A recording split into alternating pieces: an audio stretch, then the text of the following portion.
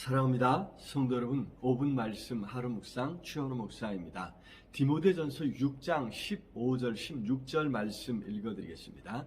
기약이 이르면 하나님이 그의 나타나심을 보이시리니 하나님은 복되시고 유일하신 주권자이시며 만왕의 왕이시며 만주의 주시요 오직 그에게만 죽지 아니함이 있고 가까이 가지 못할 빛에 거하시고 어떤 사람도 보지 못하였고 또 볼 수 없는 이시니 그에게 존귀와 영원한 권능을 돌릴지어다. 아멘.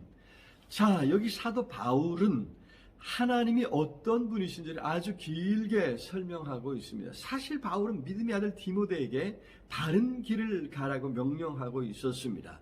디모데가 따라야 할 명령은 11절과 12절에 피하라, 따르라, 싸우라, 취하라 라는 동사로 설명할 수 있었습니다.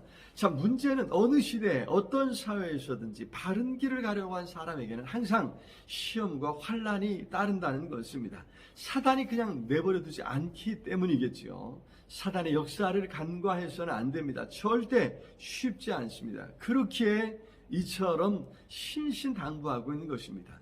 아니, 그렇다고 구걸하는 것이 아니라 준엄하게 명령하고 있습니다. 아니, 어떻게 사도라도 그렇지 왜 어떻게 그렇게 명령할 수 있습니까? 남의 인생에 힘들고 어려운 일을 당부할 수 있느냐 하는 것입니다. 사실 이것은 하나님이 어떤 분이신지를 알면 당연히 따라야 하고 또 따를 수밖에 없는 삶의 방식이기 때문입니다. 여기 기약이 이르면 하나님이 그의 나타나심을 보이시리니 그렇습니다. 우리 주님께서 다시 나타나실 것이기 때문입니다. 그날 하나님은 세상에서의 모든 행위에 대해 심판하실 것입니다.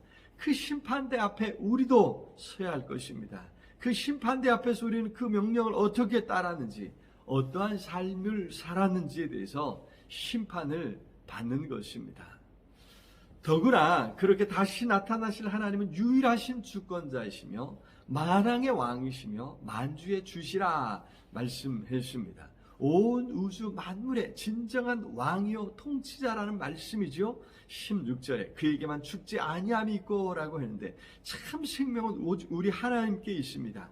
그래서 그에게는 죽음이 있을 수 없습니다. 그런 하나님이 온 우주 만물을 통치하시니 생과 사가 삶과 죽음이 그에게 달려있다는 것입니다.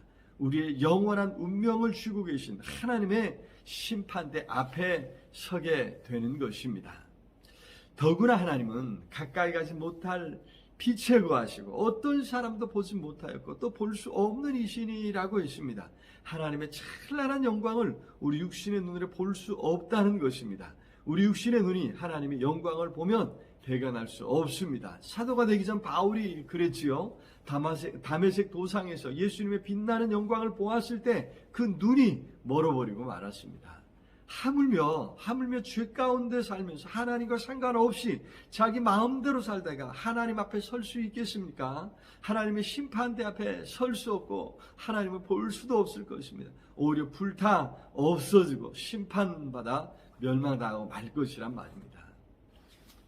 하지만 그런 크신 하나님께서 기뻐하시는 길을 갈 때 우리가 안심할 수 있는 것은 그나마 그 하나님이 복되시다고 했습니다.